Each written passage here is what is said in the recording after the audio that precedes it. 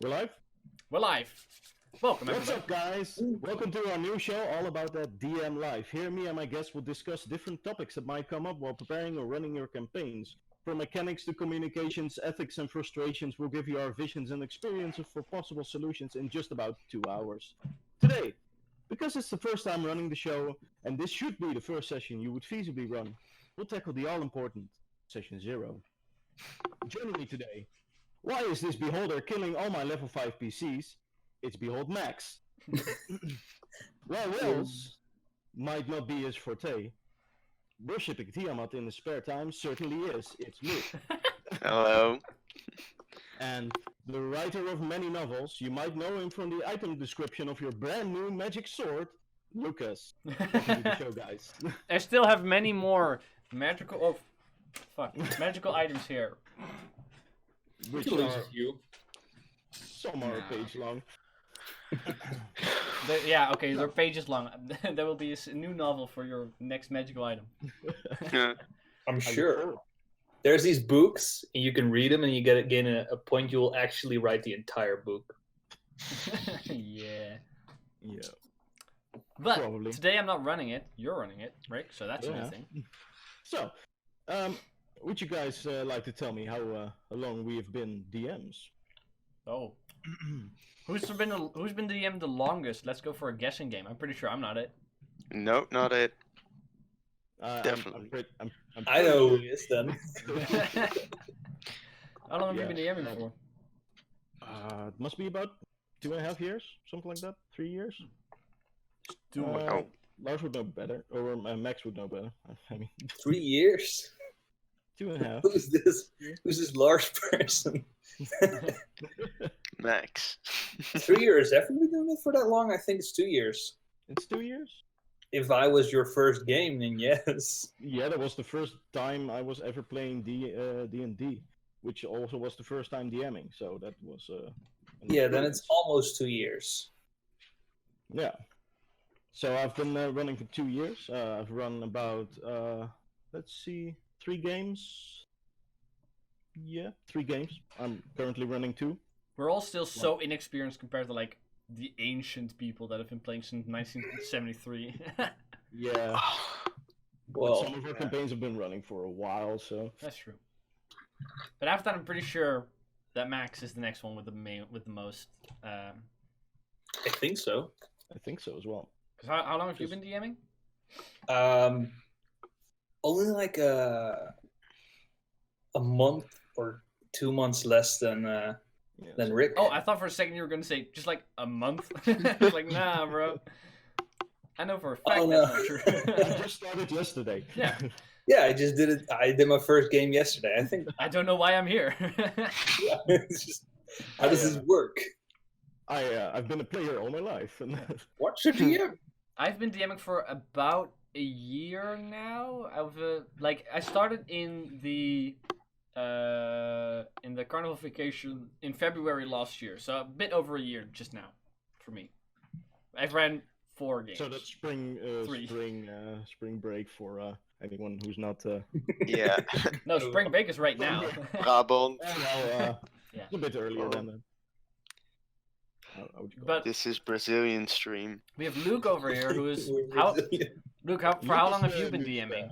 Yeah, probably for like 3 months, off and off again. So you're the newest one. Yeah, I'm fresh meat. I mean, Which is interesting. Max and I were both there during your very first game. Oh yeah, Duh. that went well. And I was there with another game you were running. Oh yeah, Together with that was fun as well. my That dwarven rogue you made. yeah, I made on the train ride over there. Yeah, Commitment. it was very nice. I was invited only just an hour before the session started or It something. was wow. a very last minute call. Yeah. Because someone didn't show up and they wanted another player. Yeah. So they asked me. I mean, it's good reasons all around. All right. Yeah. Well. So, session 0. 101. What is a session 0? I mean, most of Usually us have we're, different perspectives on that. Yeah. Pray do tell, please. I mean, for a record, I know 2 versions which I've both done.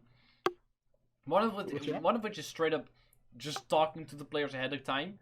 For some people that haven't met ever before, it's the first place to meet. That's when I did an online game for a bit. So some people didn't know each other. That's like we just met up and we talked about okay, what kind of game is it? What can they expect from the world? What do we expect from each other's roleplay? Do we expect more combat roleplay? Whatever. Then I asked. They came with like, are there some topics that are completely like not not acceptable to have in the game? And we found each other's boundaries right there, even way before we started making characters. Another one that I've done is. Before you start the first session, if you have a somewhat bigger group, in my opinion, a good thing to do is you take half of the group at one point, half of the group at the other point. If it's very big, you might want to split it up in 3, and you just run like the tiniest adventure of like an hour or 2 of a game, where those 2 characters get to meet in game before the entire group starts assembling together, and that can really like bring player characters together right before the. Instead of being like, hey, here are 7 new people you got to meet, or however many people you play with. Yeah. Yeah. So what the most important thing for me is probably just to get each other on the same level, make each other comfortable with what the rules are and how the game will be run and what they can expect. I think expectation is some of the most important thing, or one of the most important thing about it, because if you expect something that's going to happen, or if you didn't expect something that is happening, then you're caught off guard by it and can, not be comfortable or even aghast, something like that. Makes sense. I mean, how have you guys done? I'm pretty sure Luke never done the session 0 before, but with him saying "do tell" before. No. Well, I've actually recently I've done a few, just for some one-off. It's pretty. It is nice to have before a session, giving your players a grip on how the world works. Also, just you might together come up with some ideas, just spitballing, like maybe they say something you haven't thought of yet. So you use it as a lore gathering device. Yeah, basically. Well. Basically some things they are expecting that you haven't quite worked in yet. I think it could be very well used for them. Yeah, I could see how that could be used. Can be used. Actually, I remember when I played that one game with you, the one shot. You in the beginning of the game, you went over like, okay, this is the world, this is kind of what's happening. Like right before we started, it wouldn't be necessarily session 0 because it was only very short, but you gave like a quick briefing, like, this is what's happening, and then you threw us in. Yeah. It's really important. I was playing a game with another DM that we most of all, all of us know him. I'm not going to name him, but basically he started the session with me because I was the most experienced player, and he wanted to make the other players more comfortable with role playing. So he asked me if I could start his campaign off, or the session off, and just drop me into a city without even telling me where I was, what I was doing, why I was there, any indicator or of how what was even there. Yeah, so in that case, session 0 would have been very nice. Yeah, it would be really nice because I was just like, so what's around me? You're anyway. Okay. That's helpful. Why am I here? What is my goal? Why? Sure. So yeah, but that's pretty much just lack of experience and not knowing how D&D works and stepping into it, but probably not enough research. Yeah, probably. And he also is quite stubborn, so he didn't follow my advice on using an unwinnable encounter. Which unwinnable encounters, am I right? Can use them, but they're tricky. We've all had encounters that didn't quite work the way. No, I yeah. can't imagine at all what you're I talking can- about. Like a beholder. I could recall a few. Like a zombie beholder that wipes a party member that you didn't expect to happen. Whoopsie. I don't know what you guys talking about. I maybe missed this one. But how have Yeah. your session Yeah. zeros been, Max? You haven't said anything yet. Well, I'm not too keen on because I usually just do home games and everyone gets there. I never get to plan in actual games where people get to show up because I savor those moments for actual sessions. So usually, if I start a game, I just do it basically in front of the first session. So I just start off and I talk with everyone. All right, these are a few things that I'm going to do because obviously your own rules, home rules, that's sort of stuff. I like homebrewing. So I let people know I'm going to do that. It can change, and I will always notify if I do change anything, and I will tell the things that I've already changed. And then I'll just go about, making the setting of where we are, just like just creating the story for the first session because I don't really have time for session zero necessarily. Well, you If could that also makes sense. Yeah. you could also count those one-on-one session zeros, basically. Well, Yeah, well, usually the one-on-ones I have is creating the character and the story together, explaining where their character would fit in if they have already an ID, or if they don't have one, help them create it. That could be a session zero. I don't, yeah. Yeah, we've never done that maybe before. not consider it a session zero, but you probably could consider it that. Yeah, probably. mean, it's a version what I of. wanted to ask, actually, have you ever thought about using a session zero just to create a character? Just dropping them in and then, or just dropping them into the world and then all creating a character together. No, but If I'd you- love to do it. It's Like, a cool idea. I've said it multiple times before. Like, if we ever get to the second campaign of Unravel, I definitely want to get like everybody together, just to roll characters and like come up with ideas. Like, not necessarily like work out your backstories and stuff because it's not fun that everybody No, knows of course everything. But like, if you bring everybody together, I think there's a bigger chance of people saying like, okay, our characters already know each other, or maybe like they're even related. If you make it like we've been doing a lot, and I think a lot of people do that.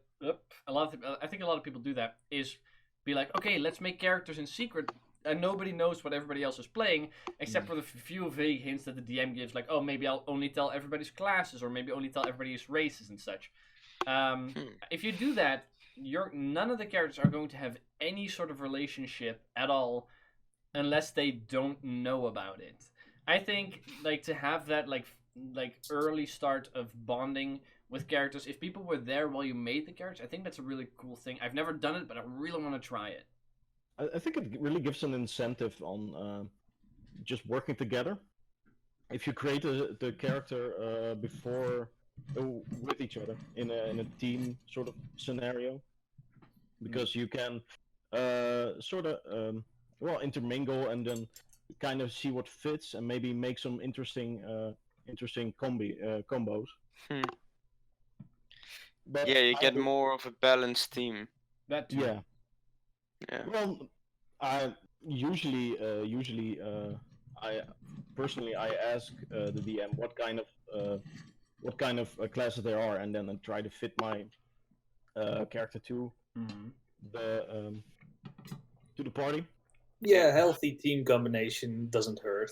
It doesn't hurt. It makes fights a lot more interesting. Yeah, that was Yeah. actually with the first game that we all played in, where some of us actually met when the one that Max was running. Like the very first one, most of the people that at least I know, because we were playing with like a lot of people. We had like 6 or 7 players. Seven, And- I believe. Like you're not gonna have big problems with like, oh, we don't have a cleric, whatever. Like you're not gonna have that problem. But everybody knew mostly what everybody was playing, like character-wise. So everybody knew what they were expecting, which made that the first group of that was quite well connected with each other. Like they cared a lot about each other's characters as well. After that, characters started dying like flies, and they kind of got lost before the campaign ended. But it was a good start. Or Hydras or Yeah. wells. Hydras, well, a water well. Story for another day. Just because it's about you. Yeah, we'll talk about it when the topic is character deaths. I have some Just- experience. An entire session all about wells. How to use Yeah. them effectively. to That's kill gonna go players. well. How to kill your How to players use with the the well. environment. So, have you ever considered using some other version of Session Zeros? Just not really lore based, but more more homebrewy based or something like that. Well, as I said, like I've done multiple versions already, where people met for the first time. We talked about the world a little bit, and versions where I've like run people through a first small, shorter session. But as I said, like I really want to try the one where everybody makes their characters together. Okay. Yeah, I've been thinking of one where basically you kind of play out the backstory. So with type of players that haven't fully written it yet, you can kind of like get the main points they want to go through, and basically you kind of improvise from there.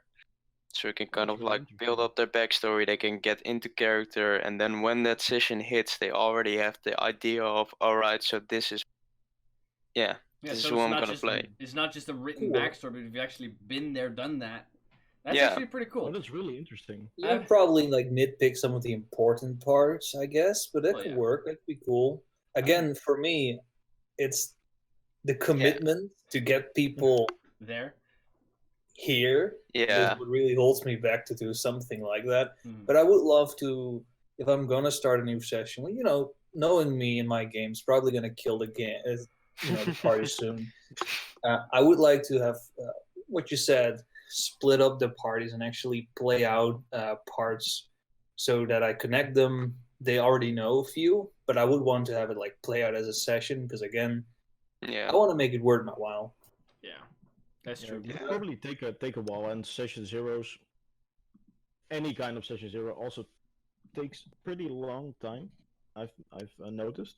If you want to discuss most of the points on the about the Session Zero, so you want to explain all the rules and explain all the lore and explain what you're going to be doing, and not even considering character creation. It takes a couple an hour at least. It Maybe also more. depends on what players you're playing with, because a Yeah, lot of of new course. players means a lot more explaining and a lot more questions. Mm-hmm. Yeah, And if you're not asking questions, inevitably those questions are gonna come inside of the game. So you prefer having those asked in the session zero. Well, I don't know how it's with you guys, but I've noticed if I start explaining the rules and explaining how to literally play D&D to new players, it really, well, they just blankly stare at me mostly, and just Doesn't connect. no, it doesn't connect at all. They just want to see a character forming and know what the world is like a bit, not even in depth, but just see what you have thought up. But also And what- mechanics. Roll to hit first before you roll damage, Luke. That took a while. That took I a got while. that down. Eventually. Eventually. So, I'm pretty sure you roll 'em together now, but Yeah. which is still it's better than first damage. Yeah. no, yeah, Disappointing. I've actually done the idea of running a session that's basically your backstory. I've done that like the very, very, very first game I ever played in, which was when I had no idea how D&D worked. I had a DM who also didn't know how D&D worked at all, but he claimed to know it, so I just followed him. Right. And he was like, okay, I was like, yo, I want to play this dwarf fighter, and he was like, okay, cool. So he was like, I was like, so how is this going to work? Like, how do we do the backstory stuff? And he's like, well, we'll play through some. I'll throw you into a situation that will be your backstory. I was like, sure. So we did that. The game turned out to be a huge dumpster fire in the end. But what we did, we were Explain. right before. Well, I'll explain. But right before we Yeah. got into the game itself, because we were like, okay, this Saturday everybody was going to be getting together at the table, and he was like, okay, I'll just run you through this scenario that was happening that your character has to traverse through Discord. So it was just us in a call, which made it so that like might be something that Max would want to do. Where if you're doing it one-on-one, you don't actually have to be near each other or do it together. The reason the game was a dumpster fire was because I later found out how character sheets worked, and he was like, "Well, you're a dwarf, so you're probably pretty strong, but with you how you play, I don't think you should be proficient in athletics or have a good score in that. So that's going to be a negative." Which was like he filled in the skills how he thought would be most fitting for our characters, rather than with our ability scores, which was like. And then at one point, It's an interesting choice. Dylan's Yeah. character ended up skinning a kid and wearing its skin because his patron wanted to do that, even though he had And that's no why you idea need how a Session warlock Zero. worked. That's where just say no. So that was a Alright. whole other problem. But the beginning was nice. Well, I've basically resorted mostly just to explain some of the combat rules. Just explain how combat works, because they've heard most of the time they've heard about it, and they were just like, well, you just roll dice, right? And I've just taken to one combat turn or one combat round and then just explain that. And the rest of the rules I do with character creation, because with new players mostly, I try to start with character creation, because that's the most interesting thing about Session Zeros. Do character creation and expectation round, and then just tell them how a combat round works, and then basically go into the first session. Yeah. And yeah, well, I also explain a little bit of the rules, how you interact with the world, but I don't know how you guys do that with new players. What kind of things you've noticed? Well, what I hope with a new player, the ideal is they are interested in D&D, they have already looked into it, and they already know a few things. Mhm. The reality is a lot of them don't. Yeah, none of them do. None of them do. And that's always a little like, my advice would be, if you're a player and you are joining and you are interested in new, look into it, because it's not just your DM's responsibility, it's your responsibility as No, well. the DM has to do all my work.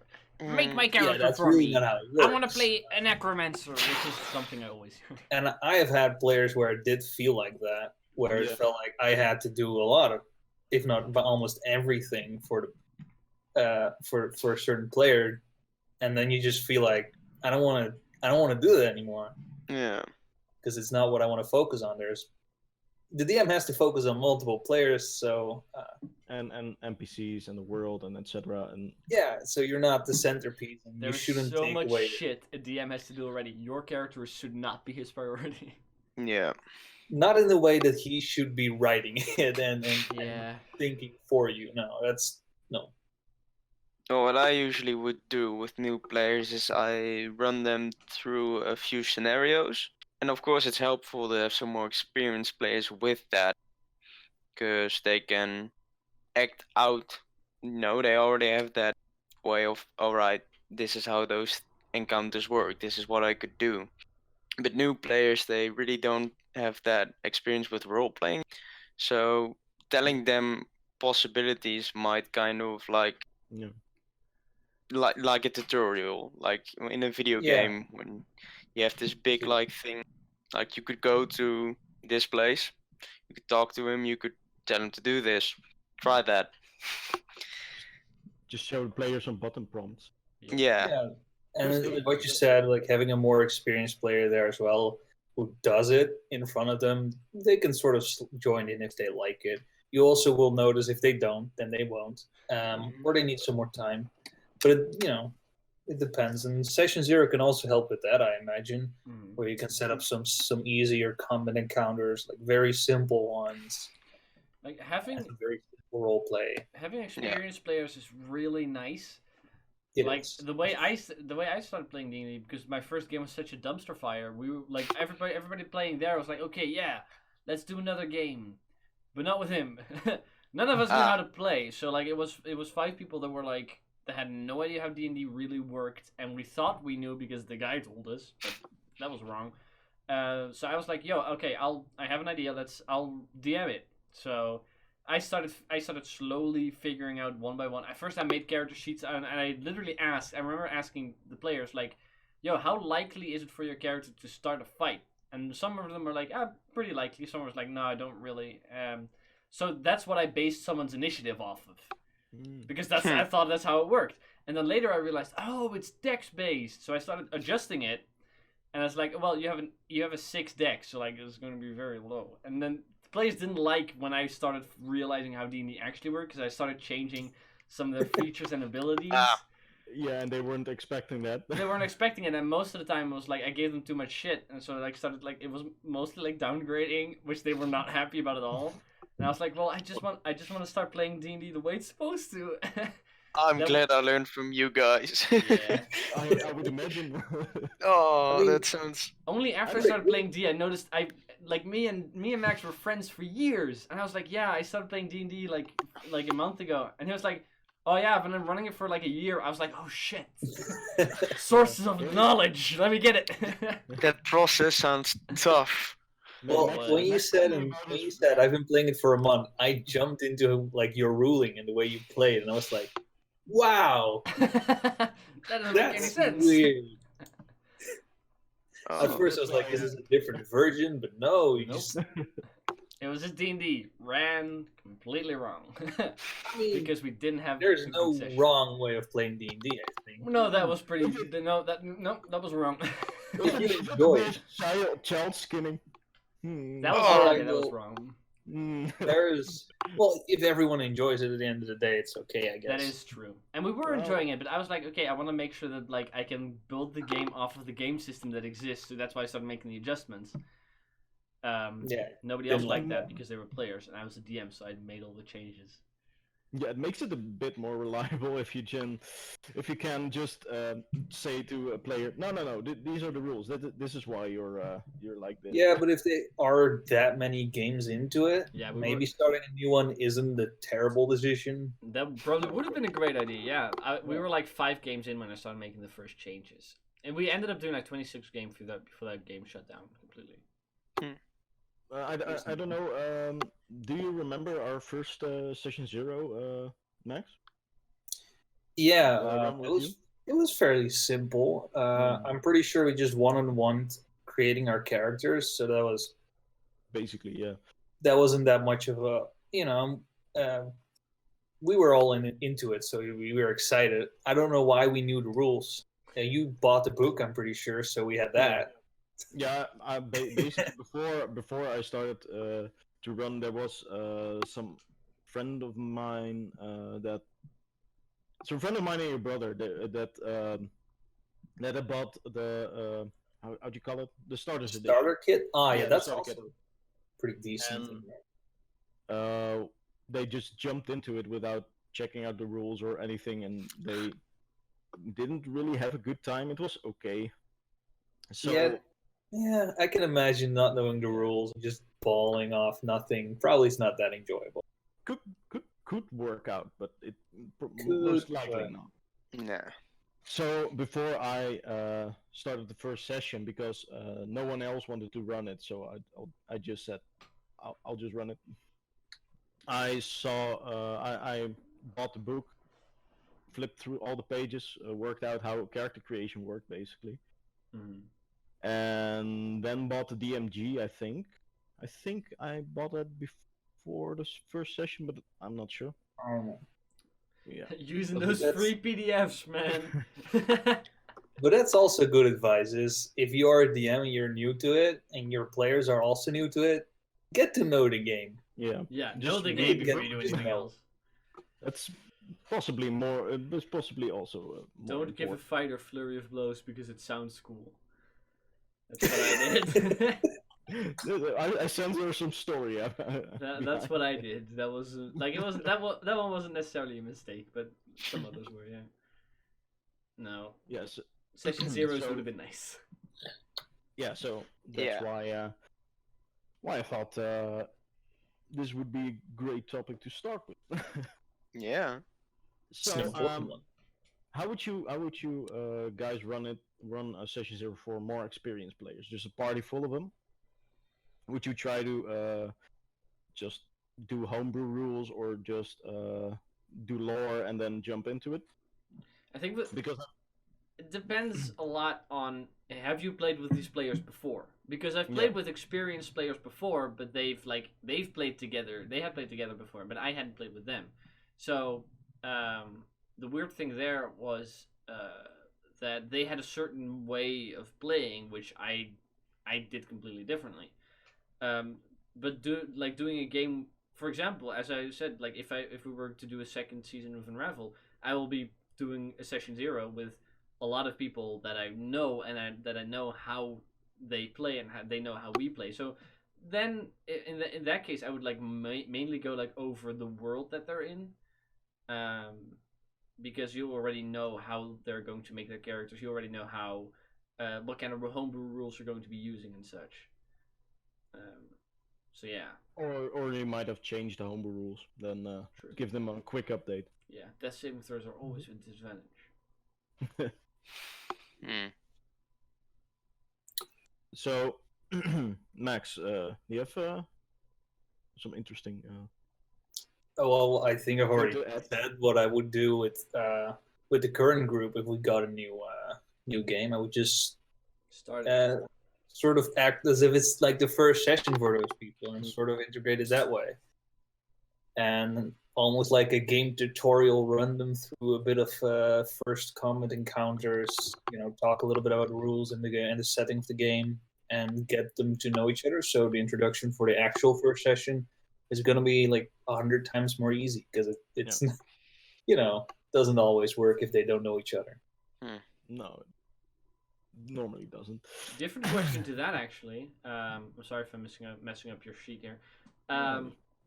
How would you do it? Like, would you do a session zero with a character that you're introducing in a campaign that's already running? Because I've done that 4 times, and I've never done a session zero. But like, it might actually be a very good idea to like play a session with that character before you start the game with them. Just 1-on-1.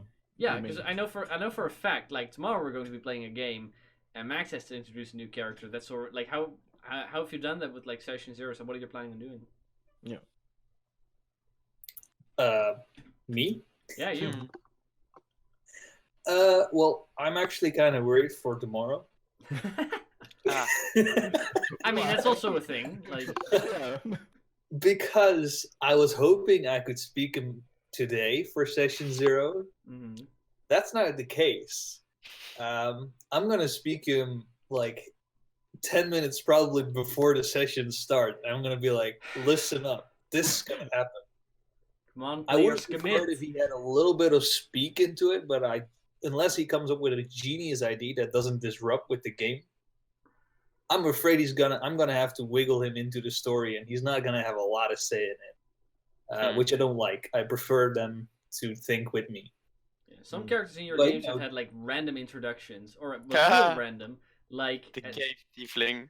Oh, the cave tiefling. Yes. You stumble upon a drunk dwarf.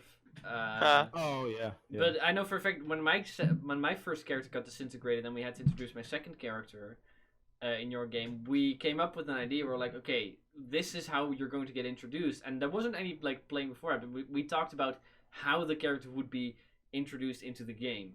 Wasn't that you stumble upon a drunk dwarf? No, that was you, bro. No, but like we talked about like what would be a cool thing. We were like, well, your character's going to bust out of this burning building, completely fucked up on drink, and you're going to first knock a null unconscious, grab his weapon, then kill another one and grab his shield, and that's how I got to my equipment. yeah, like exactly choreographed the entrance. Yeah. So But that's pretty because Quite cool.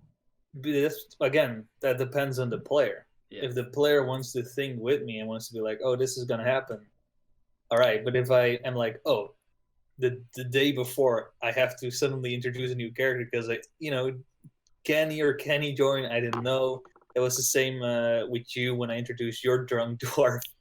I Right. don't think we had a lot of time to really work much. Like it was very last moment that I knew Yeah. you were going to join. It So was, yeah.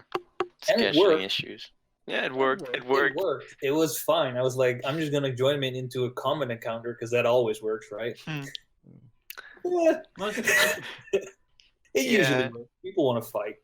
Well, I've also noticed it really depends on the players, but nowadays I usually play with some newer players or players who don't or are not interested in D&D as such. They care about the rules, but they just want to have fun, basically. mm. That's why there's a bar that sells Fristy in my campaign. What? It's I mean, As you do. gotta Yeah, give you the as options, you right? You can do anything in D&D. I Can't mean, yeah. argue with it's that not- logic. So that's they- canon now, Yeah, I think that's canon. That was canon for a long time. right? Like, So when would you split the campaign up? When that happens, or a bit after that? No, I've actually introduced like characters after the party was already set because either a character died or I just introduced a new player into the game. And once I actually did like a little session before that because it was a completely new player, and that worked. But you have to get them to that point where like, okay, this is where we're going to end our session 0 because here's where you're going to jump into the campaign. Yeah. Other people I've been like, okay, this is what's going to happen right as you enter. For in the case of Frederick with Ulrich, I actually gave you a handout. Like that, I told you exactly what's been happening the last few days to your character, and I just gave you a handout of exactly what happened, plus some extra information. And another time, that was with Dylan's new character. I was just like, here you are, and he was like, what am I? How? Why? That was the biggest mistake I think for introducing a character without doing any type of session 0. Like you have to do at least something. Yeah, I've done the random encounter twice now because I've had two different times that a new player ended just in the middle of the campaign, and the first time was with someone sitting at the table in a tavern, and it worked fine. That was with the party who didn't really care, so they just knew that it was the player, and they said, "You're our friend now." Wait, is that what happened with with that verbal character of mine, or is it just like the same thing? Because like Yeah, it was like, oh, you meet them in a character in the tavern, and they wouldn't necessarily take them along unless they knew it was a player, Yeah, which is fine. some parties do that. Some parties don't like that. The next time I did that was in a bathhouse, I think. Yeah, in a bathhouse. I spoke to the player who's going to join in the bus ride to where we were running the session. Mm-hmm. And we basically discussed what we were going to do while driving there. So that was a bit improvised, but that worked out better because it fitted her character better. And those other players wouldn't accept a random tavern opening. Yeah. The tavern opening is fine, guys. Yeah, it's fine. But, I did it. It's okay. It's it works. I was different. If the players work. Oh, We God. discussed my entrance. Yeah. But I would hope so. having players be as if players don't know each other at all, like their characters not at all, and then having to do the you all meet in a tavern is really fucking hard. Holy shit! Because people are like, why would I talk to them? I'm like, because you're a player. Do it. It depends. I've done it quite successfully actually. Oh yeah, If you I just bet let it's something happen. I bet you can do it successfully, but it has as of yet not really worked well. Well, Max actually gave me the idea for the opener for that session, with the tavern and then the boat capture. What? Yeah, Did I? basically. Elaborate. Yeah, you did. You basically Max said to me, what you could do is just get a standard tavern opening, and then just initiate something else that's happening, which would make them gather the party and go outside. Just do the tavern opening, which is cliche, everyone knows it, but then give it a little twist. Well, usually it works. And what probably is better is if you have one player be like the introduction, ask like, hey player, can you be more like if you have a more experienced player, of course. Main character. Not necessarily. Well, one player could be like more engaging because his backstory maybe allows him to engage with others, because maybe he's annoying, maybe he's a beggar, something like that would engage you first. Maybe he's a frog. Maybe he's a frog. Maybe he's. How did I introduce all those weird characters? I don't. How did I introduce Davos? But that's Ah, Davos just came walking you up. stumble upon an old man. Yeah, Yeah, it was just but like the thing is, like introductions. If you want to do introductions where it's like very clearly set, like where you're gonna go, like, do you think it would have been nicer in most of those occasions to have done some type of session 0, especially with new players and like getting them to roleplay? Having session 1 be the first time they roleplay ever can be a very hard thing. I think it might actually be better if you do like a session 0 ahead of time, where you actually like you might not actually play a game, but you might actually like introduce them slowly to the idea of role playing and how you do that, rather than being like, hey, here's session 1, everybody's here, go ahead and play your weird character, go play your It whatever. can be really frightening for players. for new players, probably not a good idea. You have to basically, or either you have to make them in quotation, make them interact with each other in some way, or just like you said, introduce them. I think that's a pretty good idea, actually. If you can introduce the concept of role playing, because for most people that's foreign. I don't know how it was with the rest of you with role Well, playing. I'm a massive fucking nerd, right? So I've been LARPing for 11 years. So I was very okay with the idea of role playing. I know for a fact I tried like having my girlfriend, like she came on Unravel for a while. Like she played Kijin, where she locks up any moment you start to roleplay with her. She like completely freezes, and it was really hard for her to even start role playing. Probably doesn't help that there was a lot of there was a lot of pressure there. unfamiliar faces. That too, yeah.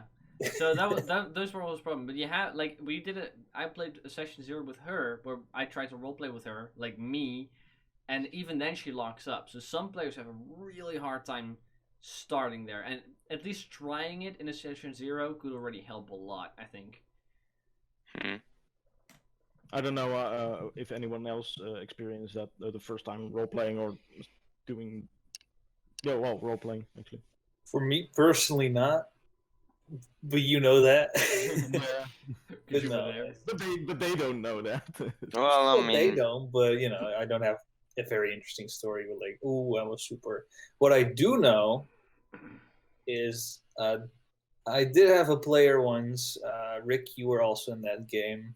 That wasn't very much into the role playing. And that sort of ruins some moments. Yeah, I've run games with that player as well. You mean that player, right? That player. Yeah. Mm-hmm. Sorry, Luke. No.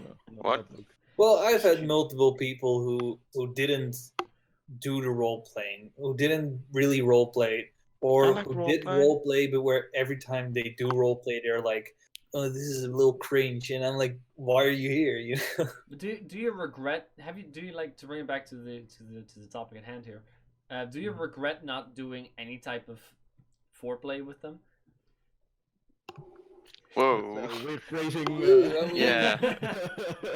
I mean, doing any type of session 0, session like starting up with them. Like, do you regret not doing that with a player that has that in the first session you realize, oh, that's how they play? Well, maybe Probably regret. maybe the role playing bit, but I haven't really tried role playing in session 0 because I'm usually busy creating characters or more likely explaining the lore of the world, which is rather large at this moment. Yeah, FYI, these guys. No, wait, that's not right. These guys, And, these guys have a somewhere. world together that has a fuck ton of lore already. yeah, Like holy shit! Like my world has lore, but I can explain in like 5 minutes. You guys, on the other hand, Jesus. it takes an hour. It takes an Fuck. hour, literally. Yeah. And that's not even that in depth.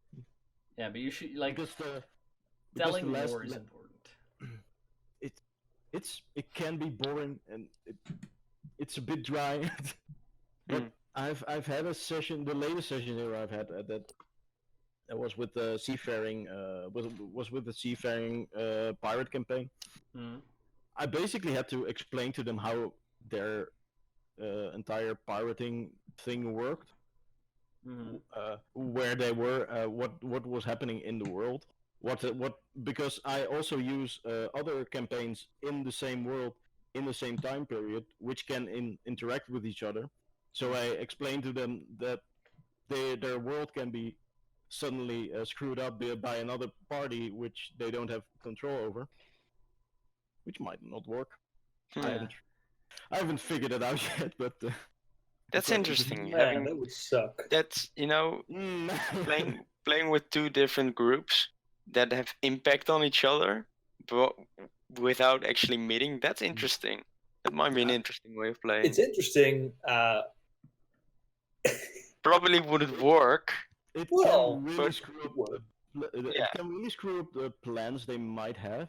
Mhm. But it also gives them gives me as the DM the opportunity to have an interesting dynamic with two parties interacting with each other without them knowing, Yeah.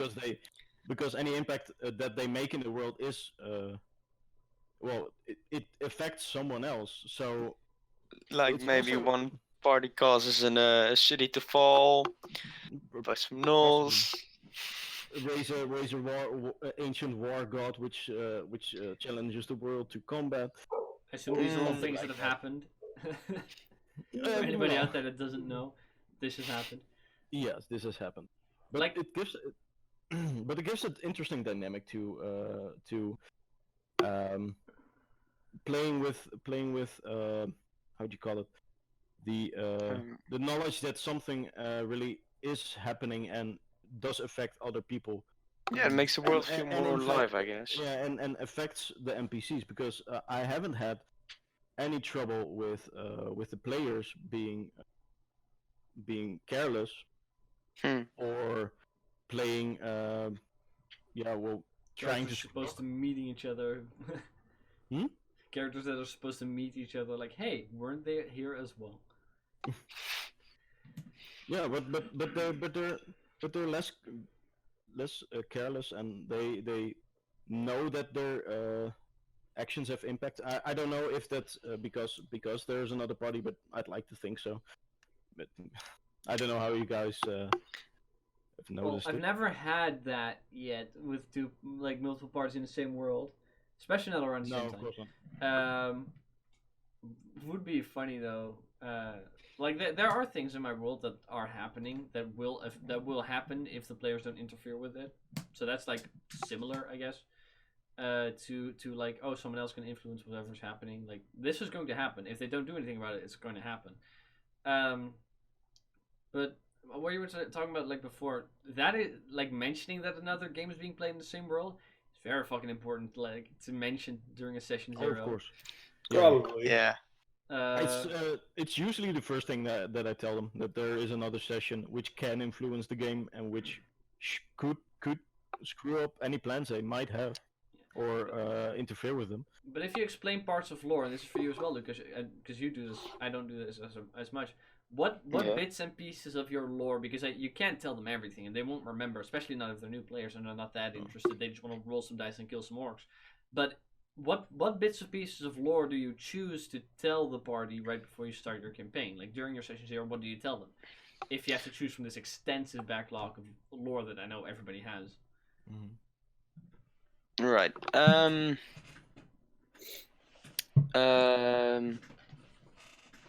Usually I tell them like really just the main events that's have recently taken place.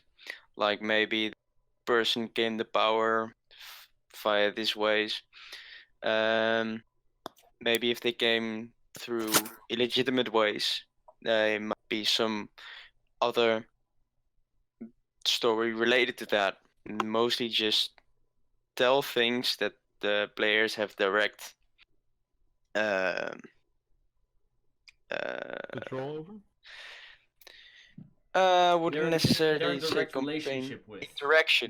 Yeah. interaction with the first few sessions. Like there could be more, but that wouldn't be really relevant to their situation. Like maybe there is this kingdom all the way in the corner of that part of the world that might have more of a impact later in the sessions. You wouldn't tell that the first session, I think. Yeah. It could be more of a surprise. Well, there's always lore that they will only find out as their characters move through the world. Yeah. I think really the most recent stuff, maybe some things their character would know, but maybe you would do that on a more personal session 0, and stuff that might be interesting to the party. And Rick, for you, how does that work for you? Like, what do you tell them? As you guys say, lore is massive. Yeah, our lore's pretty large. But before I answer that, I think it's time to take a quick break. Oh, cliffhanger! Y'all gonna have to wait for that answer. I think that's more fun. So we'll be back in about 10-ish minutes. Hey, Phil. 10-ish minutes.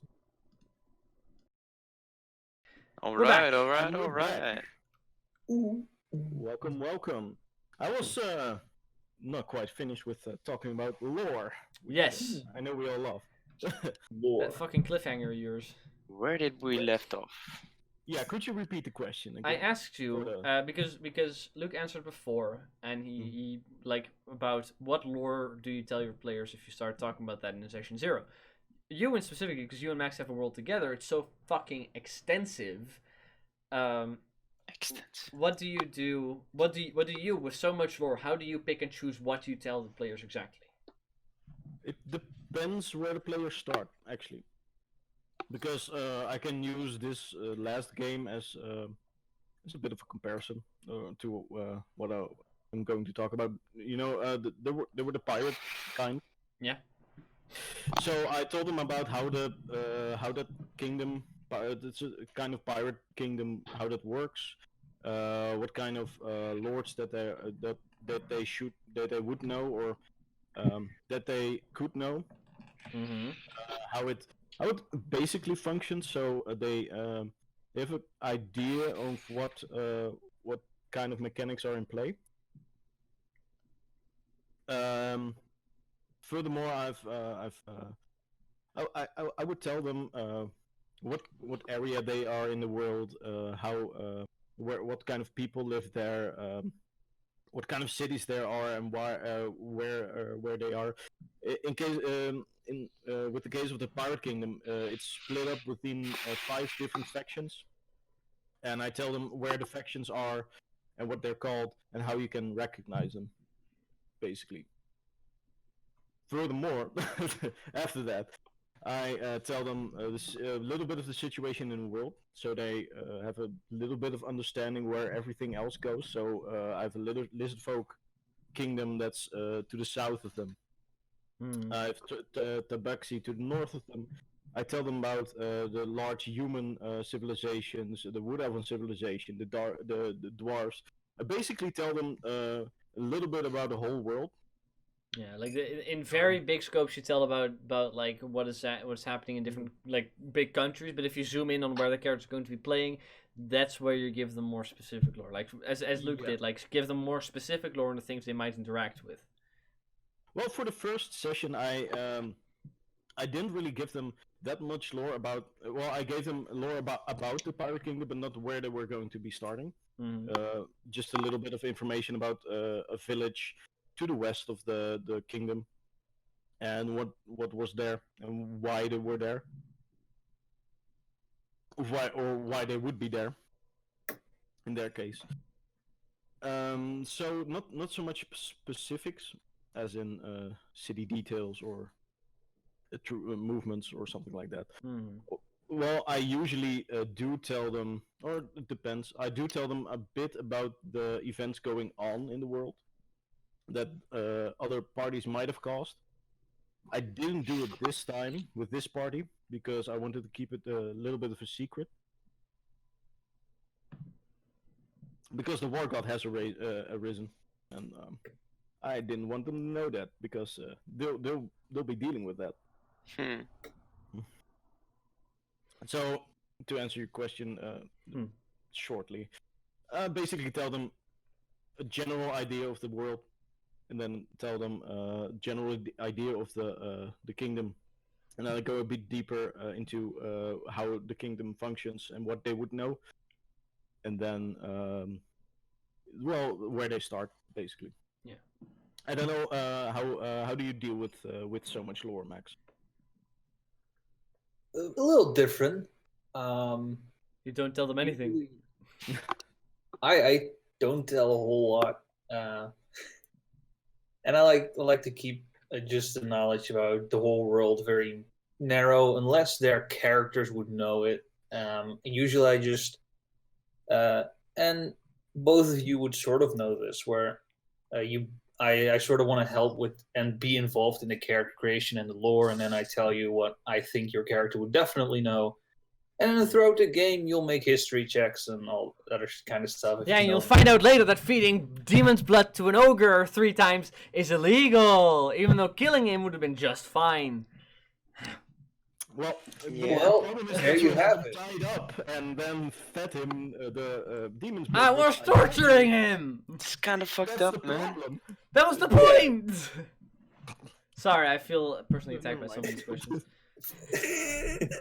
This is nobody knows who we're talking. Got it out of your system? Yeah, I got that out of my system. There was an ogre, a demon's blood, and a lot of mutations. Don't ask. Yeah, but again, your character, for instance, to give people a bit of reference, has his reasons to maybe not know a whole lot of things about a whole lot of things. I don't want to go too much into it because all Smart of you are about players. specifics. But you could focus it a bit on the. Well, we have 2 different kind of worlds. One 1,000 years in the past and one now, basically. Timeline. You can also helps. Yeah, you can give some information about the now part. What you told Jeremy, I don't know. Yeah, not all that much. Just the events you've been really with, but other things that don't really matter. Even if you have touched it a little bit, like I said, history checks, or you have to really face on it. But most characters don't know that much about the world, and it's not like there's the internet. So But unless there's libraries. Yeah, but unless there's a wizard that reads a lot, which usually there isn't. Well, Oh no, I know there's people who read a lot, and then you would know more. But again, I will not just tell you everything about the world because I think it's more interesting if you can find it out during the games. I did that It is hard though to not tell a lot of things. I don't do that either. I don't tell them a whole lot about much stuff. But like for example, with Frederick, it was like a lot. Like you did your research about for example the hobgoblins in Seshao. You did your research on that shit. So much that I even learned the language. Yeah, you learned the language to the point that if you ask me almost anything about them, your DC any type of intelligence check, or I can just straight up tell you how it works. You know a lot more about that, even though you as a player don't. Your character does, and I've told you that your character knows that, so you can call upon me anytime you want information about that. So I can tell you exactly what you learned. So I haven't told you all that lore. but I've told you just that you know it, and they can always ask for it if you need it, which I think is useful. Sorry. How do you deal with lore in the scope of without knowing the character? If you first introduce someone to the world, what do you focus on? Oh boy. I've actually failed in that department mostly. I tell them like the major factions in the world and the political state of the landscape, and then like that is very brief. Might only be like a few sentences, and I explain all that, and then I zoom in on like what the party is going to be doing, because I've mostly introduced players. I saying like, here you're going to start. Following this party along. So I zoomed in on like the party is currently doing this, and that's where you jump in. For completely new campaigns, like telling them about lore is mostly telling them where they are, and then letting them figure out from there. I haven't given like that's something that I can improve on a lot. Telling people the lore before they start playing. Yeah. So what kind of topics do you focus on during the session 0? Because we've glanced over it a bit. Let's say if you ask the players what type of game they would like to have. I don't know if you ask the players, but You mean me? if you. Mm-hmm. I mean, I've done it like once where I really went like just hop in a call with people and be like, yo, we're going to be playing a game together. First of all, hello, this is me. Like that was like, you guys don't know who I am. Like the first of all, like introduction. After that was like, okay, what do you guys like in game? Do you prefer roleplay? Do you prefer combat? And then they were like, we prefer roleplay. I was like, okay, I really like combat, so expect that there's going to be a lot of that, but I'll keep it in mind. Also, I went to a point which I think is very important, especially if you're playing with people that you don't know well. Like where do you draw the line in your games? Like what is something that you do not want to happen? Big thing in all my games is rape. I have the biggest disdain for that, and not even an inch of that shit's gonna fly with me. While other things, mainly like one of the biggest topics that I do drop into a lot in my games is racism.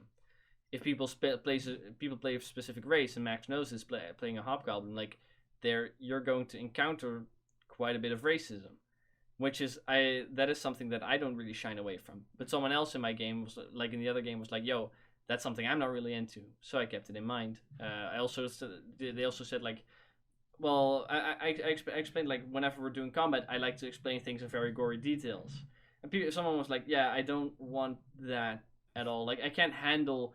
Especially like gore with like kids is something that I'm very much against. So I had to keep in mind whenever I'm going to introduce a kid in a combat scenario that I keep that on the down low. Like that's the most important thing I think you should be speaking to, especially with people that you don't know.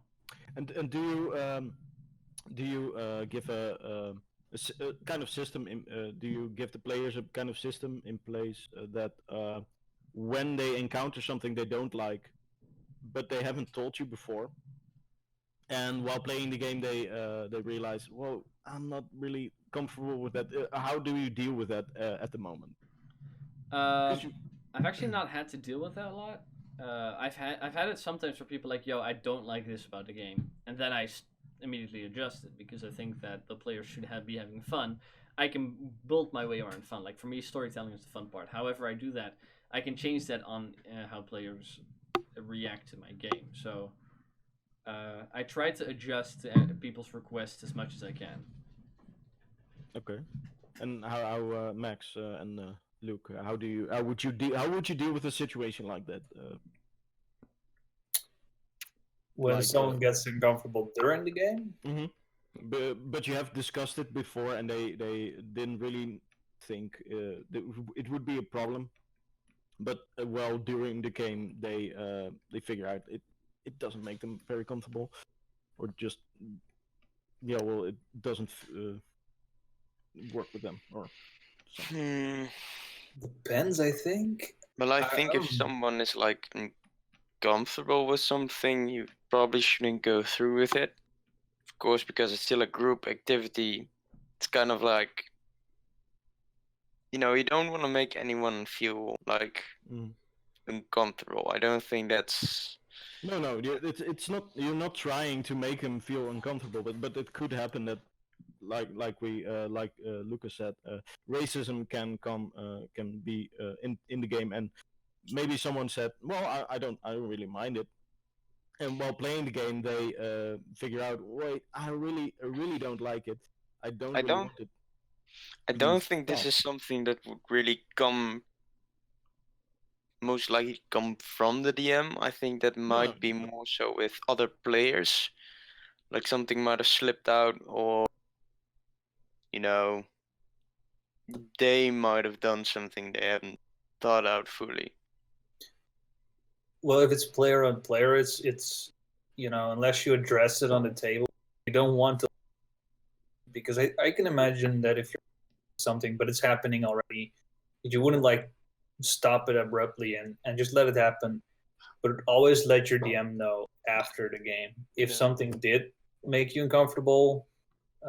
Always let the DM at least know, Well, or just throw it in the group. that depends on what's happening, though. yeah, Because It depends on how gruesome or how bad it Yeah. really is, of course.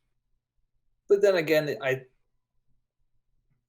think if you're gonna do anything really fucked up, that's something you have to discuss generally with players. Like your players have to know that's gonna potentially happen, and they're all in for it. And Yeah. then there's topics that are sort of taboo-ish, or just generally not really interesting, more just disgusting, or depends. It can be interesting, but you really have to let your players know that it's going to be happening. So, would you create, because I've used in all my session zeros, I've told the players, if you don't like when something is happening, do the thumb thing. If you really don't like it, do a thumbs down. I'll just stop. If you don't really like it, but you don't want it to continue, just do middle Tone thumb. it down a bit. Yeah. Then I'll tone it down or just skip it, Mhm. and or just fade to black. And well, I don't really need the other one, but Otherwise, But, most of the time see. people would be sitting like this, and yeah. only whenever something bad's gonna happen, they're gonna nah. Like your Yeah, character's so, going to die. Oh. no, stop. So would you want to work with that, or how would you? That'd be a thing. That'd be a whole thing, though. Like, I think like if something comes up to a point where you're gonna have to stop the game or you're gonna have to skip something, at that point it is something worth just saying aloud, being like, "Yo, bro, the fuck you doing?" Yeah. And then you can like get in a like I've expected at one point some people to be that in Unravel. Well, I've actually expected Luke to be that in Unravel a few times. Whenever I'm explaining something gruesome, something like you're walking to a place of horror, as you guys like very first episode, you guys were going through the Kruthic hive nests, and you found like their feeding place and whatever they did with the human bodies that they've been abducting from the surface. That I started explaining it, and Luke was like cringing and like disgusted with whatever was happening. It was funny to see because he was still laughing, but I expected him to at any point be like, "Yo, okay, now stop, that's fucking too much, don't." Might not have been the case, but I was fully prepared that if he mentioned that, I would have just skipped it. Rather, like he wouldn't have had to do anything. Yeah. Just have to say like, "No, stop." Like I would have wanted someone to verbally say it to like make Yeah. it clear. Yeah, I feel like it's also a lot easier to just skip a description. But what if it's a story point you've prepared and you go get into it, and then the players are like, "No." Never had that before. I also never had that before. What with it like with things that are Mm. No, story but, wise. but I was wondering how you would deal with a situation like that. I think you can If it would kind of come up. know ahead of time. Like if you have a feeling, it's usually like if it's Common that sense. fucked Yeah. up that it's Like it's for dial it story down a little reason. bit, like nah. Yeah. I did that in one of the most recent games. I was expecting to throw something very fucked up in your guys' face, and I was like, nah, that's too much, and I dialed it down a little bit. Oh, Where you they have mean, the ocean filled with corpses, like the sea Well, is no, just that was just a body. thing. But no, I was expecting to introduce something that was very bad, and as you said, like you can kind of gauge it. I was like gauging it. I was like, no, that's a little bit too much. Like Yeah. I don't necessarily think it's too much, but someone might think it's too much. So I was like, nah, let's dial it down a little bit. Yeah. Yeah, because let's you not- have to deal with the stream as well. So That too, yeah. Like the terms of service has to be something that's in mind. also, yeah. Sorry. But But I've if you had look moments into actually. terms of service, you can also get a bit of common sense, which you probably should do in any game, True. Of course. unless you really talked about it with your players. I've had Which moments is- before where I told players like, no, you can't do that because that was too fucked up to do. Yeah. You Uh, can also just tell them no. Yeah, You that, should also talk to your players about being able just to tell people no. I'm not going to allow that. Like I've had two players that were coming on to this other player at one point. Like they were coming on to him and like pressuring him to and like going for like nasty stuff. Mhm. And they were going on for a while. And I got the feeling that the other player was uncomfortable with it. So I was like, okay, guys, this is not happening. Like he was like, okay, I walk out of the room, and they were like, we hold him, we like stop him. I was like, no, you don't. He walks out, and that's where you end. Like that, Yeah. there's just moments when that starts to happen where either of you feel like something that is happening is going too far, where you can first try to end it nicely, and if players are going to be rough about it, you just like no. If the DM starts doing stuff and is not willing to stop doing weird shit as a player, never fucking be quiet. Always fucking speak. Always go like, yeah. no, that is Well, not happening. Like stop that's just do it the other yeah. way around. Like, if there's an entire group that does weird shit you don't agree with, just leave the group. It's not worth staying.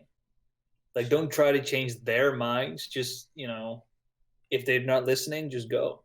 That's not always Fair as enough. easy. It's like some people like that's the thing that I hear a lot also online where people go like, Hmm. well, if this group is not working for you, maybe you just have to look for another group. For a lot of people, that's not a thing that you can do. Like a lot of people are playing with their real life friends. You can't just say like, I don't like the way you guys play. I don't play with you anymore. Like that's Well, that's just the thing. Sometimes people are stubborn, and if they already have enough people to play with, and you're the only one who doesn't agree with it, they can be like, "Well, we're gonna do it Yeah. anyway." well, and that's- yeah, but That's not good that they do it. The best alternative would be make two groups, Mhm. as in have two separate games. One where you keep that other person and be like, we're gonna keep it down, and have the one where you can have with your friends. That's a good alternative. Again, asking for your DM to role play two games can also be a little. yeah, good luck to you. Yeah. But maybe suggest you DM. If you really want to do it. If you don't want to do that, it's hard to sometimes convince multiple people to do what you want, even if it is almost common sense. True. Or maybe you're just a wimp. That's also possible. Well, common sense can sometimes go out the window when you're role playing. Oh yeah. I've seen some stories that. It's what my character would do. But it is what my character would do. Yeah, but that doesn't really make it right. Or- That Yes, also it does. that my character would do it, so I'm going to do it. It's also like, you're still playing a game with multiple people. That, So that's that is Big something jump. that gets. is a good reminder for the players as well. It's like, we're not here, for ourselves. We're here together to have a good time. All of us. That gets filtered out a lot, though, the more you play. Like, people being like, oh, that's what my character would do. That kind of behavior starts lessening the moment you start playing with one group longer. If you keep playing with new groups, you'll keep encountering it. Every time a new campaign starts, even experienced players will do it. But if you're in one group and you've played for a while with that game, people will start stopping that type of behavior. But my rogue is a lone wolf. Then DM. your rogue is going to die. Jumping off that, thank you. Jumping off that, what kind of red flags should you look out for while character creating? Ah, The lone wolf or The lone wolf, greedy, definitely. warrior. Mm, the 12-year-old, don't make a character that is under 15 years old if they're going to be made to murder people.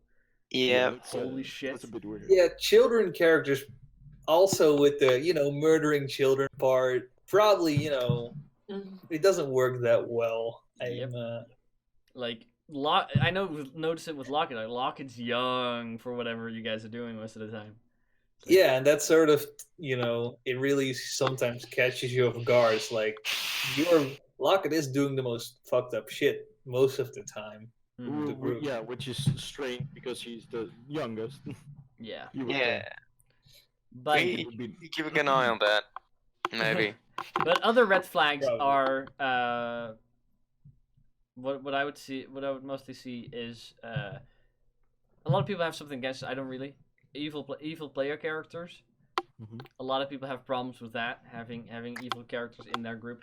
I always find out that, especially like if you introduce an evil character, they end up being more like chaotic neutral, or like they always lean more to neutral than really evil. Depends on the party. Yeah, I think so as well. yeah, okay, depends on the party. But if it's like one evil player in a good aligned, mostly good aligned party, they always start leaning more towards neutral. Like the other players have influence on their decisions, as Thyros could probably very much have some input on. I mean, Yeah. if the rest of the party would have been evil, Thyros probably would have been more evil than he is right now. Probably. Look at our party with my rogue and another evil player. My rogue wasn't neutral. Was neutral and became evil. Or I'd like to think so because I killed an angel. So I think it really depends on the party. If it's because a good player could wreak havoc in your game if you only have evil players. That's true. It could do the same amount of damage that a bad player or evil player can do in a good campaign. But what Can work, it could work. but you really have to know the player and you really have to prepare together to get the results you want. For instance, an evil player that's going to be acting as a good player so that he can then fool the players to do something grand, schemy. Yeah. It could work, could be fun. Could Same work. with a good person who's like a spy, which, you were, Rick, in the game, where you're like a spy and you're with evil people. And then eventually he turned evil himself. But it could have stayed neutral or maybe even good. Just depends on the player, I guess, and how the game runs. But it could work. It's not necessarily disruptive. Yeah, I mean, like me and Luke, we worked on it not enough in the beginning to work at your evil side, but we did later, and he started automatically leaning more towards neutral a little bit. And like when we started Unravel, compared to now, you were a much less experienced player when we started Unravel half a year ago, compared to now. Like how has that transition been from becoming more experienced while still playing this evil character? Do you think becoming more experienced changed anything about your play style at all? That's a lot of head shaking, I see. Yeah, well, going through that transition, I also gotten to know the character a little bit better, so you feel more of a thing like what would he actually do instead of like maybe I should really write these things down, like really put on paper what kind of character this is instead of just like bullet points like I used to do starting off more. Context was also very important, like what's his position in the world. But I think as I played more and tried out some different characters,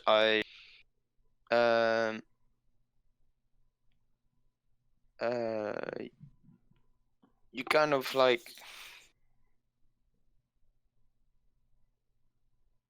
Figure out how the role playing works, or yeah, more like what or what you want to do with the character. well, I noticed in the beginning you're more like playing yourself, like really what you would do. But all in reality, you need to like think what would this character do, and not just like what he would act like because he's evil or neutral. Like what's his motivation for doing that? I So think. you yourself would hire a lich to kill an entire city. Yeah, if I could. Sounds about right. That's yeah. something that made more sense to Luke than it did to Cyrus, if you think back on it, Yeah. maybe. Nice. Well, I Alright, didn't we have have a much taste of that. context for like the hometown. Like Yeah. what was really my gripe with that. We only At did that that point later. it was more like, yeah, we only did that really later, so that kind of like made for retcons and stuff like that, which doesn't really work in D&D. That's why if we worked that out in the session 0, as we're talking about it, Mhm. that would have been nice. Yeah. Like that's lore bits that I should have worked out. Like I should have worked out the city before we started the game. Yeah. So how much does everyone work out about the characters that the people or the party members will be playing? How much lore do you expect from them, and how much motivation do you expect from them, and how would you prepare In the during the end, session? I always for players, whatever they give me originally, compared to what it's going to be at the end of the campaign, they give me about 20% Mm.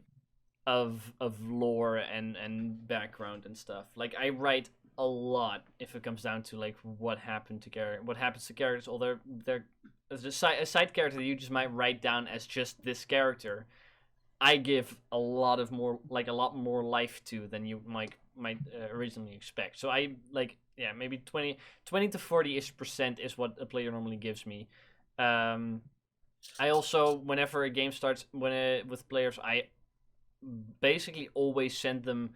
I look through whatever their backstory was, and I ask them like 10 to 20 more questions about the world, about their character, about characters specifically in their background. For example, I got from Dylan, I got a few characters that were in his backstory, and I was like, okay, these characters need classes. What classes are they? So like I have to keep going back sometimes for characters on their backstory, just for like I want to have it more worked out, but I want you to work it out a little more. Yeah. So that's why it always, like, whatever I get, it's always going to be added to later. And a lot of characters, a lot of people go like, oh, I want to add something for my own backstory. I want to add this character. I want to add this event or something. As long as it doesn't collide with the rest of their backstory or what they've been doing or what has happened already in the world, I don't really care, and I rework it into whatever I was planning. And how do you deal with that, Luke? Because you're the most inexperienced with DMing. How do you figure out backstories, and do you ask the players questions beforehand, or do you just wing it? I have not really gotten to that point yet. Okay. Yeah, I've had some parts where like backstory was lacking. Like we didn't really go through that just a little bit. Like this is what I want for my character. This is why he's that class, stuff like that. Usually we just started playing, so they got that guide of what they want to do. They get a feel for the world, and from that we work out their backstory. Got mostly like that. So they. Okay. Yeah, it's more like I think it's easier to make the backstory when you've got a bit in touch with the world. What's it like? So you feel more like this could, like, yeah. How do you deal with that, Max? With everyone's backstory personally. Mm-hmm. Yeah. Well, I just play a home game, and I like to think if you have fun, it's good enough. So I just usually ask players themselves. Think of something if you want, and if they don't figure it out, I always say, just ask me. I can help you. Get you into the story, fit you into the overall scheme. But then I have players like Lucas who really just want to completely create their own backstory. Yeah, I get like my character, and then goes really into it. But there's, Rick, you for instance, you already know quite a bit about the world, so you don't really have too much problem. My character sheet for your game is 8 fucking pages long. And you wonder why I called you a novelist. That's like, I commit to Bruh. my characters, and I still want to add more. I'm going to be adding more for tomorrow's game. There is more that I want to add. I want to change some stuff and I want to add more. We'll talk about that. I'm going to make your world. But for Rick, you had an idea. You have a gimmick, and you need some things that fit to your character. And then I throw you some possibilities, some like the mage and the people you would know, and then you go further on that, and then we sort of know your gimmick and your story. What I would like for every single character is a goal. Yes. Like, what are we gonna pursue? Motivation. Very fucking Yes. important. Really important. I always want to have a main storyline. Yeah. But knowing everyone's like goal really helps with, can I fit their story into my story? If not, can their story be a cool side quest somewhere in the game? And Also how helps can with I mix motivation. everyone's stories in, sort of like have them work together? Because if they have to, you can travel the entire world, but that makes it a little more complicated. And it's fun if everyone has something that maybe connects a little bit. Yeah, it gets more. You get more personally engaged into the story. I noticed as well. Mhm. Like if it directly relates to your character, it's more like, oh, I should be paying attention. Yeah. Otherwise, you just Otherwise, it's not there. It's non-existent. The game doesn't exist if you think. Yeah, I about it. mean, my character is the only important one on the table. Like, Obviously. things that I like to do when I make my own character, when I would love to do for other people to do, is, and I think this is a very good thing to figure out during a session 0. Like a goal is nice, and a lot of people are like, my goal is to fucking bring down a civilization, whatever. That's cool. We're starting out at first level. What do you want to do right now? I'm for my character, I made a few short-term goals. I made a few long-term goals with like one specific big one, and then I made like things that my character would do during downtime. So write that down to figure out what will my character do when there's not that much to do. What will I do? Having that, knowing that, is very nice. Because if you start out, okay, like you guys start out in a tavern, and one of you goes like, "I'm gonna slay a god," you're like, that's your only thing. That's the only thing you want to do in life. Like, figure out some more things that you like, some smaller stuff that you can achieve while working your way up to that. That's important, in my opinion. Yeah, I usually don't like it when you start off at level 1 or 2 or 3, and the person comes with the character, and he's like, "My character was a king, and he was a knight, and he slayed multiple liches in his lifetime." Like, no, you didn't. You're level 1. Maybe you slayed 2 skeletons. And yeah, I had that thing in one my of them had a backstory where it crown. was like, I killed a giant, and you were like, no, you didn't. yeah, those those kind of things. Like, realistically, you probably didn't. Yeah. So what do you think is the most important thing to keep in mind about the session 0? How do you mean? What do you think is the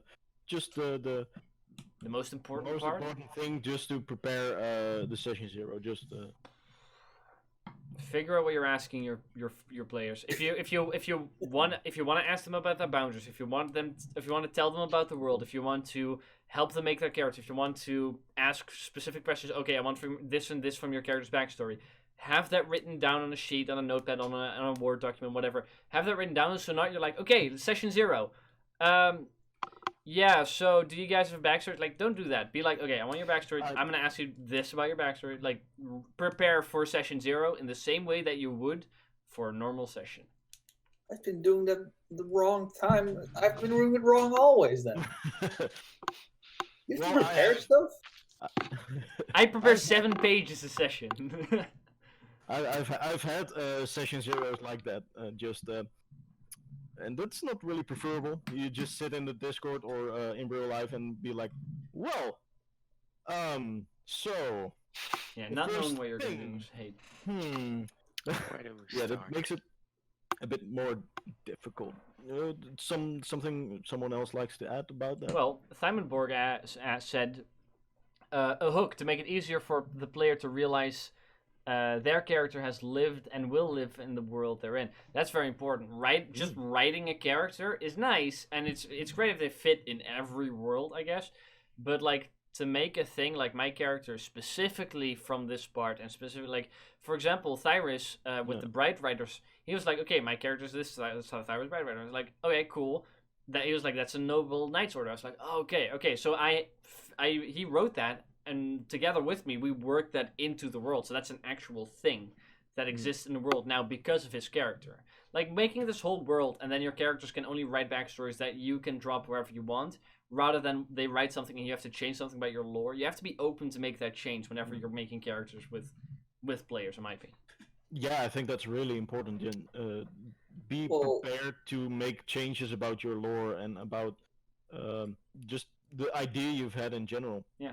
A lot of lore usually is created by the players, by suggestions, by things, and they, some of them are so cool that they're like, yeah, we can make that an actual thing, and usually it is actually really cool if a player does that. Yeah. It's actually really fun also for a DM. Unless it's a very, very, very bad idea. It is. And seeing as it's almost 10 p.m. Almost 10 p.m. Yeah. I think we've run out of time for today. Would any of you like to plug your socials before we go? This Twitch channel! Follow it! Yeah. Follow it, subscribe, everything. Yeah, and I'm sure there's a YouTube, for this, Oh, yeah, this there's a YouTube as well. channel. Yeah. But mostly probably the do Twitch it. channel. Follow the Twitch channel. We're streaming every Wednesday this, and every Saturday we're playing a game. And we're planning on doing more stuff. If you're watching this on YouTube, go follow our Twitch channel. Do that. Leave But a for these like, guys- leave a comment. These guys, they have more interesting stuff to go check out right now if you're interested. So I'm gonna leave that to them. Yeah, I wanted to. Luke, do you have anything to add? Yeah, if you would like to see some cool character art, maybe you want something done for yourself, some inspiration or some cool card ideas, if you would like, you could follow my personal Instagram, draw_Hudley, and maybe I could see you there. Could make some cool stuff. Also to see the full character art of all the Unravel characters, because Oh, you can't yeah, see you all could of also them. do You that. can't see the entirety of them on the stream. And Max? Maybe see some updates very soon, actually. Ooh, Ooh. actually excited for that. You already dropped some things on your Instagram actually about it. Yeah. Speaking of updates. Yeah, you had a new tablet, so Yeah, it's actually very cool. Maybe you should post something about that. So see some cool Probably things coming should. your way. And Max? Max? Well, behold_Max on Instagram. I paint miniatures, pretty cool. If you're interested in seeing our characters for Unravel a little more up close and actually in detail, it's also on there, and They're in many here. more things I have painted. I got They them. are there. But beautiful pictures are being found on your Instagram. If you if you're interested, you can do that. Don't have to, but You should, though. You They're should. quite beautiful. And Well- if you would, sometimes. You're okay. And with that, And with that, I would like you to check out my music on Spotify. Name is Rick Yako Jansen. we'll create links then for next week, so they're just clickable down in the Twitch description. Yeah, we need to figure out Very the smart. entire thing. I make kind of hip hop beats. Make chill. The first single I've dropped is a bit Do you like jazz? vaporwavy, jazzy. A new single should be out soon. I'm also working on an EP which should be out later this year, probably quicker because we're home at this moment. Yeah, Quarantine the time. COVID-19 party track. Also, for updates and such, check me out on Instagram at rjjansen1, and that's probably it. That's very much it. Thank you so much for coming tonight. We'll be back next Wednesday from 3 till 5 p.m. EDT, discussing the process of preparation and how we prepare for the games ourselves and playing the first session. Take care. Have a nice day. And remember, keep having fun.